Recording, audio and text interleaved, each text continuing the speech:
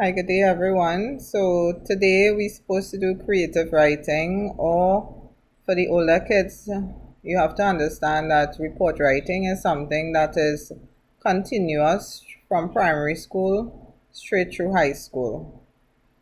Okay, so everything in writing actually, you learn basic grammar, subject verb agreement, use of capitalization, punctuations, and the list goes on. Similarly, you have to learn other things, whether it be letter writing, report writing, narrative essay writing, and we could go on and on to summary writing, etc.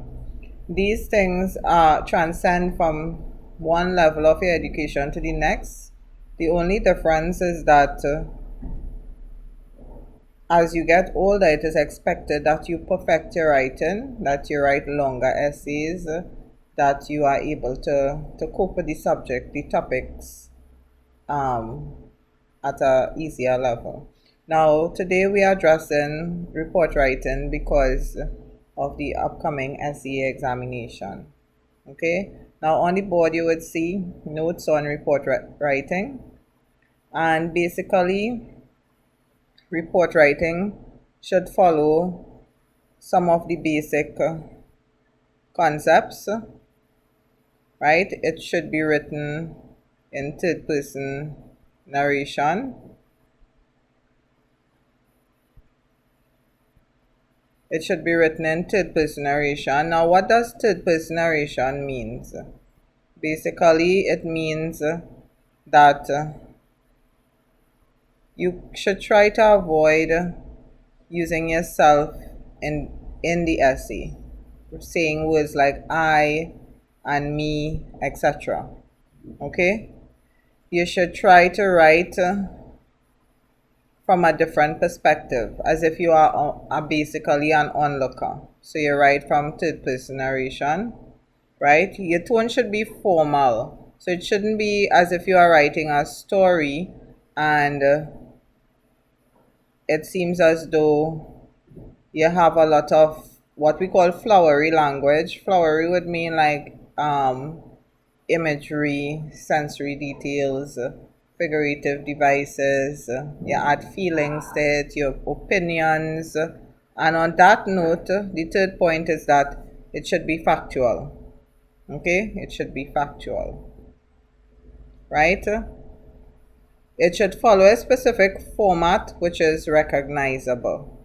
Meaning that these type of essays basically they look almost the same. So if you are smart, what you would do is basically try to memorize some of the wording, where things are placed in some of these essays, the type of language that is used, etc. So if you are able to look at a certain essay that is done properly, or if you yourself have done an essay that is done properly, then you should feel free to keep it and not discard it or forget where you put it, and be careless and actually go through it, look at the wording that you use, and try to repeat some of the positive actions that you put in that. Okay, it should follow a specific format which is recognizable, right? We said that already, right? So in other words, you could write a report, and a report written by somebody else in the class could be quite similar if it is based on the same topic. So that is something to consider. Okay, it should be written in paragraph form. Okay, paragraph form, or what we call prose. It should not be written in one big block or one paragraph. It should be written actually in about 4 or 5 paragraphs. Okay, right? So the format of the simple report as we have here: one, you should introduce date, time, place, and who were involved. Okay, so, and a brief idea of what occurred or the outcome, because an introduction should have the points to be expected in the following paragraphs. Okay, so basically we want to have an idea of who were the people involved, right? What time the incident took place, exactly what place, and if it is a school, we also want to know where in the school, where in the supermarket, where in the mall, etc. Did this incident actually take place? Okay, and now all of these things should be done under the advisement of using proper grammar and capitalization for proper nouns, because a lot of students write names and they don't write it with a capital letter. They write it with starting with a common letter.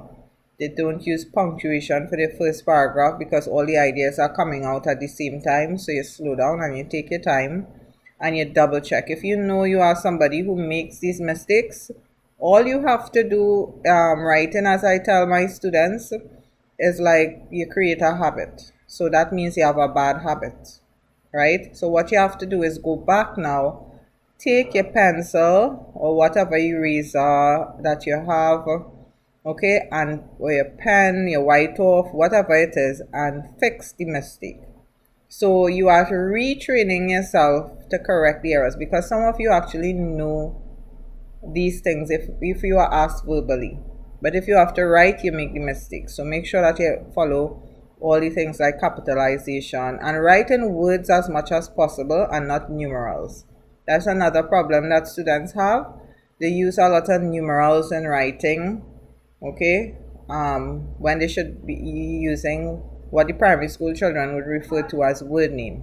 Okay, so the second paragraph should be about what led to the incident, what happened before the incident. So you discuss what exactly happened before the incident occurred. So what led to the incident? Was it a game that was being played? Was it a traffic jam? Was it a rainy day? What was it that happened before? The third paragraph should discuss what happened during the incident.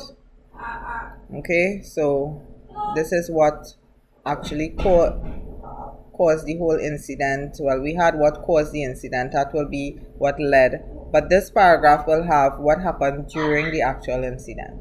So what were the actions that took place that led to the incident actually unfolding? Your fourth paragraph should discuss the outcome of the incident. Like, what was the result? Was anybody hurt? Was anyone else involved? Were there any actions taken to prevent further incidents? What measures were taken to conclude the incident? If there were any punishments, etc. Okay? Now, in all of this, we have to maintain the proper tone in writing. We cannot make a mistake and include ourselves, make it about ourselves, our friends, and personalize it. We have to try to be objective and speak as if we are an outsider and we are just reporting, as the word is rightly said, reporting on what is happening. Okay? So please note that transitional words must be used for the SEA students. You will be marked for using transitional words at the start of each paragraph, in the body and conclusion of the essay. Also, although there are 4 pointers to guide the writer, the body can be more than 2 paragraphs. However, don't overwrite with unnecessary information. Okay, so don't feel okay, well, because Miss say write more than 4 paragraphs, you'll write 7 paragraphs or something, and then you complicate your essay. Okay, because in an essay like this, you want to make sure that you stick to the point and you are factual and you use a formal tone, and the only way to do that is to make sure that you limit your writing to probably 4 to 5 paragraphs. Okay, right? So this is basically the format of the essay. The next video will be introducing you to an example, which I will read through so that you will see all the pointers that we just discussed.